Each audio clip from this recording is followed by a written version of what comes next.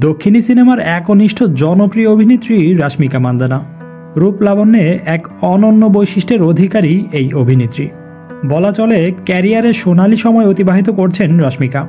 সম্প্রতি সময়ে back to back চলচ্চিত্রে অভিনয় করে আলোচনায় এসেছেন তিনি। বরাবরই রাশমিকার সৌন্দর্যের তুলনা করেন অনেকেই, তবে এবার এদেশের ওয়াজ মাহফিলে এই অভিনেত্রীর নাম উঠে এলো।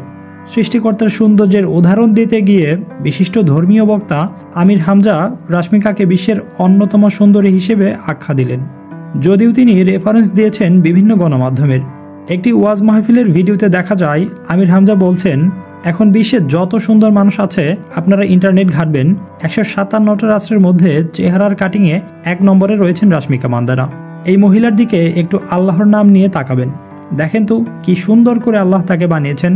এর চেয়ে শতগুণে সুন্দর ছিল আমাদের আদিমাতা হাওয়া আলাইহিস সালাম। প্রসঙ্গত, ক্যারিয়ারের চালু সিনেমার মাধ্যমে তেলেগু সিনেমায় অভিষেক হয় রাশমিকার। এরপর বেশ কিছু সিনেমায় অভিনয় করলেও ততটা সফলতা পাননি। তবে পুষ্পা দ্য রাইজ সিনেমার মাধ্যমে অসাধারণ সফলতার পর রাশমিকার জনপ্রিয়তা যেন আকাশ ছুঁয়েছে। অল্প সময়ের ব্যবধানে এই অভিনেত্রী তেলেগু ইন্ডাস্ট্রি জয় করে ইতিমধ্যে বলিউডেও নিজের শক্ত অবস্থান তৈরি করেছেন।